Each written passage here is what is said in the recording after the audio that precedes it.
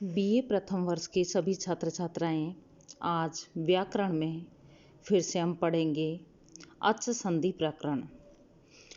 अच अर्थात स्वरों की संधि का प्रकरण यहाँ से प्रारंभ होता है, जिसमें दो स्वरों के सम्मिश्रण के विभिन्न नियमों को आपको बताया जा रहा है। सर्वप्रथम इको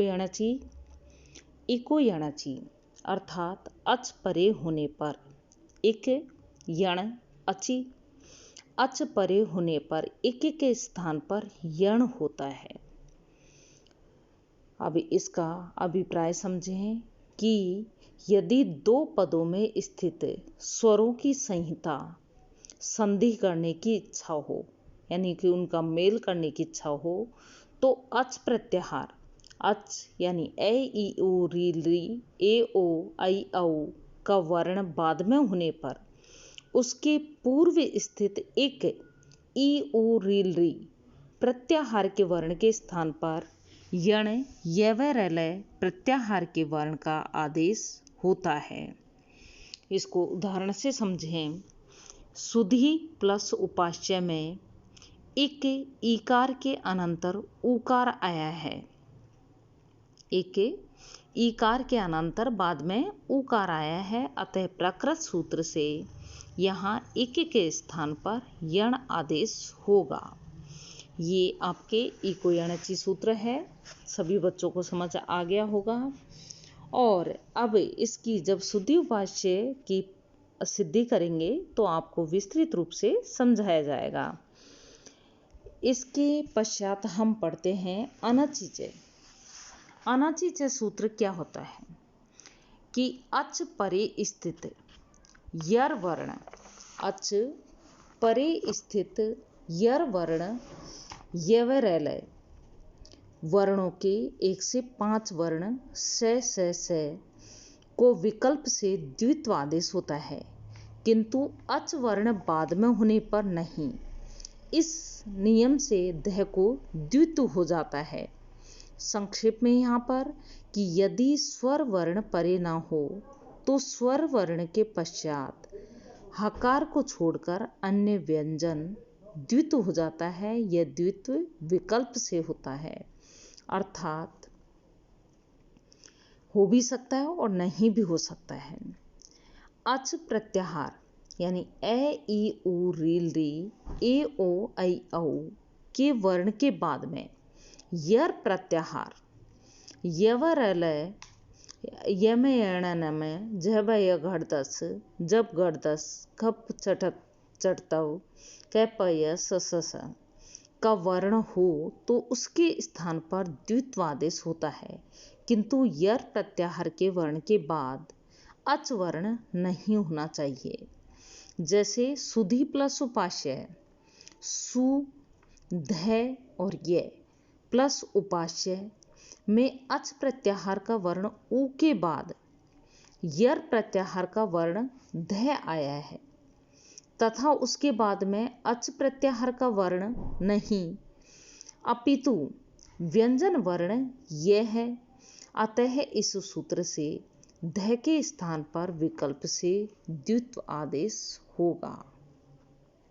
तो अनचिचय सूत्र कहता है अनअचि कि अच से परे स्थित यर वर्ण को विकल्प से द्वित्व आदेश होता है, किंतु अनअचि अच वर्ण बाद में होने पर नहीं। इस नियम से ध को द्वित्व आदेश हो जाता है। तो संक्षेप में आपने समझा कि यदि स्वर वर्ण परे ना हो तो स्वर वर्ण के पश्चात हकार को छोड़कर अन्य व्यंजन को द्वित्व हो जाता है। यह द्वित्व विकल्प से होता है, अर्थात हो भी सकता है और नहीं भी हो सकता है। अब अगला सूत्र आप पढ़ोगे कि झलाम जस झसी, झलाम जस झसी झस परे होने पर झलों के स्थान पर जस होते हैं।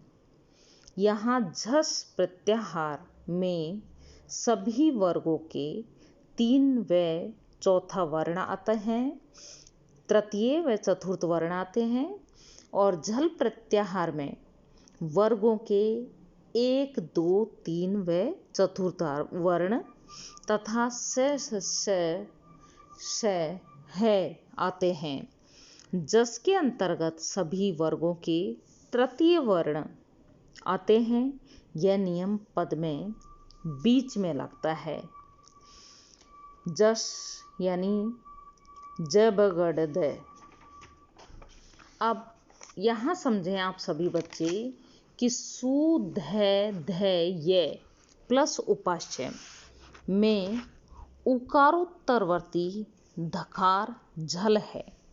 उ के बाद आने वाला धकार झल है तथा उसके बाद में झस धकार भी है। अतः प्रकृत सूत्र से धकार के स्थान पर वर्गों का तृतीय वर्ण द होगा, क्योंकि ध और द का उच्चारण स्थान एक ही है। कौन सा? दंत। तो आशा व उम्मीद है कि आप बच्चों को समझ आया होगा। एक बार फिर से समझ लें कि झल वर्णों के स्थान पर जस वर्ण हो जाता है यदि झस प्रत्याहार का वर्ण बाद में हो। इस नियम से पूर्व ध के स्थान पर द वर्ण हो जाता है। यानी यदि झस प्रत्याहार का वर्ण बाद में हो तो झल प्रत्याहार झ से हल तक के वर्ण के स्थान पर जस प्रत्याहार वर्गों के तृतीय वर्ण जब गढ़ के वर्ण का आदेश हो जाता है। यह आदेश किससे होता है? स्थानीय अंतरतम से। नियम से अत्यंत सदृश वर्ण का ही आदेश होगा। जैसे यहाँ पर समझें सु ध ये प्लस उपास्य है में झस प्रत्याहार का वर्ण ध बाद में है और उसके पूर्व झल प्रत्याहार का वर्ण ध विद्यमान है। यानी झस प्रत्याहार का वर्ण ध बाद में है और झल प्रत्याहार का वर्ण ध पूर्व में विद्यमान है।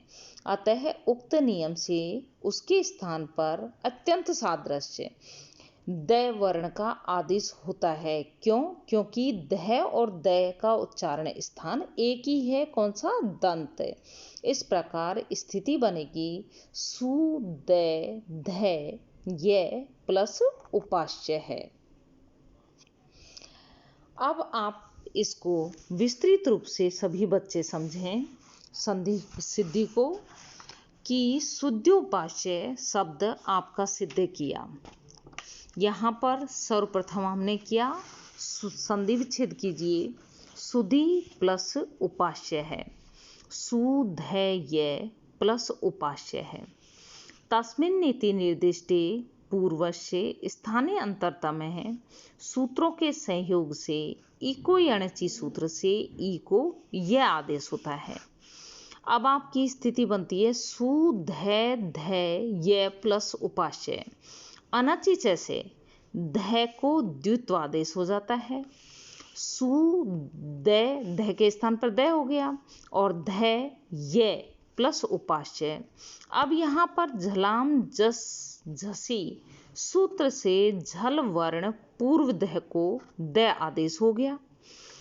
अब आपको अलो अंत्यस्य संयोगांतस्य लोप है सूत्र से संयोगांत वर्ण य का लोप प्राप्त होता है। किंतु क्या होता है? जैसे ही लोप तो हो जाएगा लेकिन यण है प्रतिषेधो वाच्य है। वार्तिक से संयोगांत वर्ण यदि यण हो तो उसके लोप का निषेध होता है। तो यहाँ पर सु ध ये प्लस उपास्य है, ये स्थिति हुई। और जब हम इसको क्या करेंगे? सिद्धि करेंगे, सिद्धि पूर्ण होगी तो आपका होगा अंजीनम परिण संयोज्यम से इसको जोड़ने पर शुद्धोपास्य है। अब यहाँ पर एक चीज आपको समझनी है सभी बच्चों को। शुद्धोपास्य यहाँ विकल्प से अनचिच सूत्र से ध को द्वित नहीं होने पर क्या होता है? शुद्धि प्लस उपास्य।